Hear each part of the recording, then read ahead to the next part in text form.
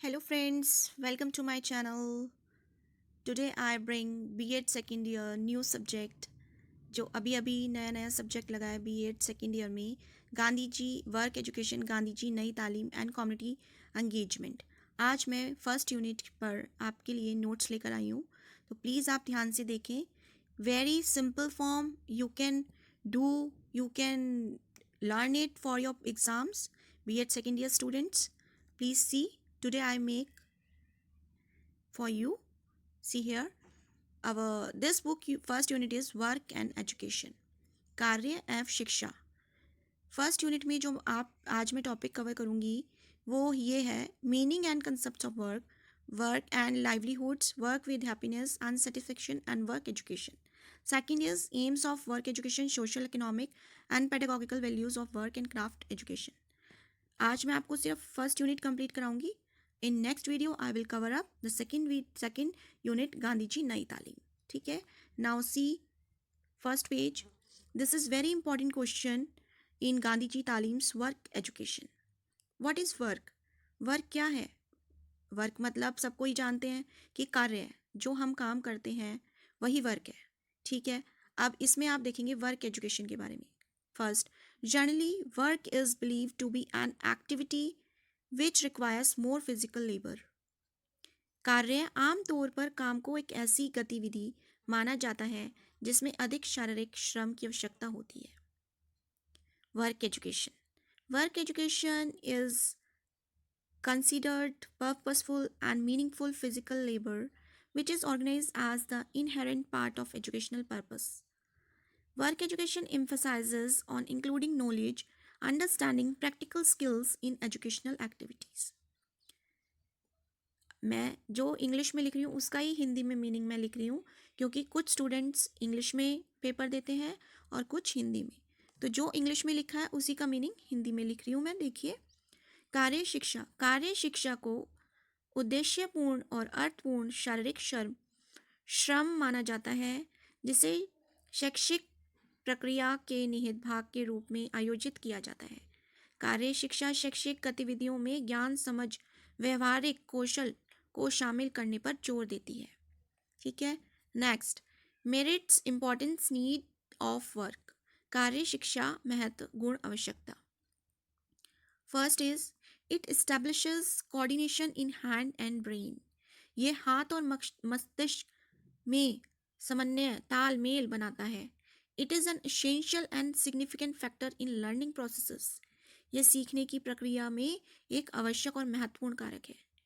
Third, it develops skill like problem solving, critical thinking and decision making. यह समस्या को सुलझाने, महत्वपूर्ण सोच और निर्णय लेने जैसे कौशल विकसित करता है।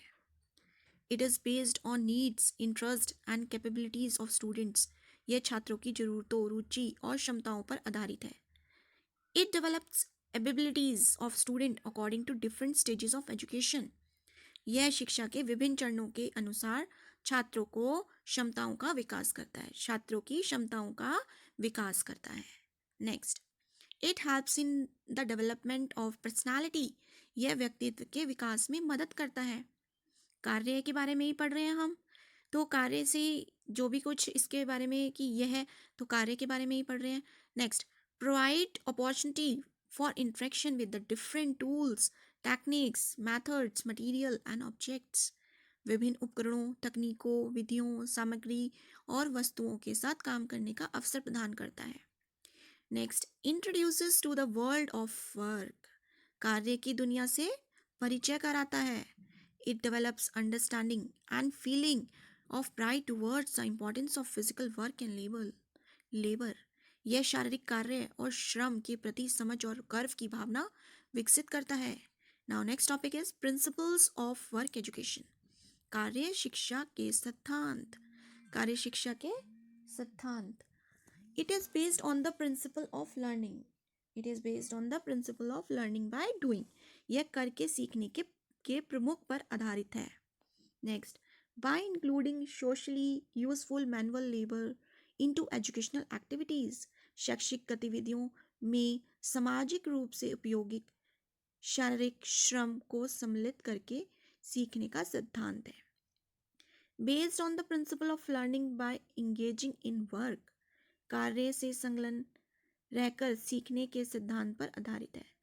Important factor in work education, कार्य शिक्षा में महत्वपूर्ण कारक कौन कौन से हैं?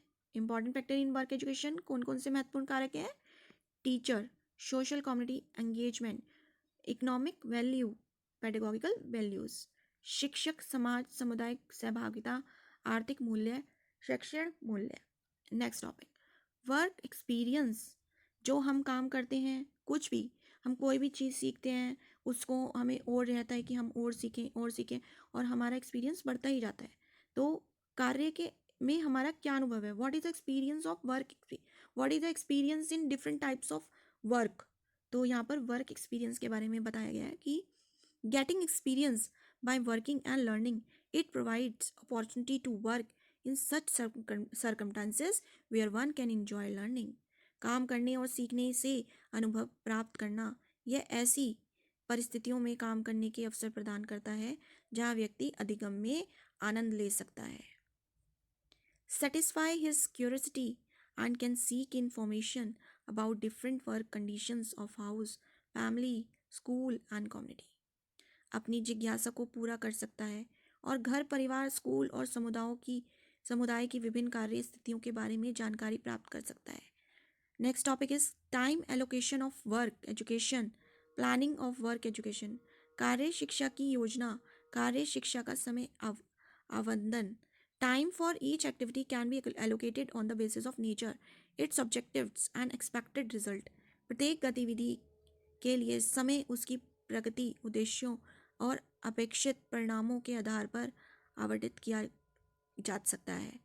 इन समर वेकेशन, जैसे आप समर वेकेशन में देख लो, मई और जून में home assignments like collection of seeds, herbarium making and whistle with the mango seeds. कई तरह के बच्चे लोग बहुत सारे समर वेकेशन में करते हैं काम, सीखते हैं बहुत सारी चीज़ें, वैराइटीज़ ऑफ मैन, जैसे इसमें बताया गया है कि असाइनमेंट्स बनाते हैं, सीड कलेक्ट करते हैं, हार्बेरियम की फाइल बनाते हैं, मैंगो के सीड से विसल बनाते हैं, कई तरह की पुरानी चीज़ें, टूटी हुई चीज़ें कलेक्ट करते हैं और कई बच्चे डायरी लिखते हैं।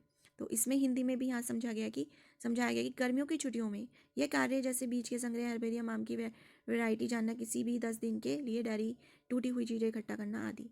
जुलाई में क्या होता है कि organising welcome functions for the new entrant, हम तैयारी करते हैं दूसरे एंट्रेंट के लिए। जुलाई में रेन जो होती है, activities about the ways to protect from the temperature after rain, storage of pulses, protection of clothes etcetera. बारिश के बाद नमी से बचाव के तरीके, दालों का भंडारण, कपड़े की सुरक्षा आदि के बारे में गतिविधियाँ। 11 जुलाई वर्ल्ड पॉपुलेशन डे, जैसे कि 11 जुलाई को वर्ल्ड पॉपुलेशन डे होता है, विश्व जनसंख्या दिवस।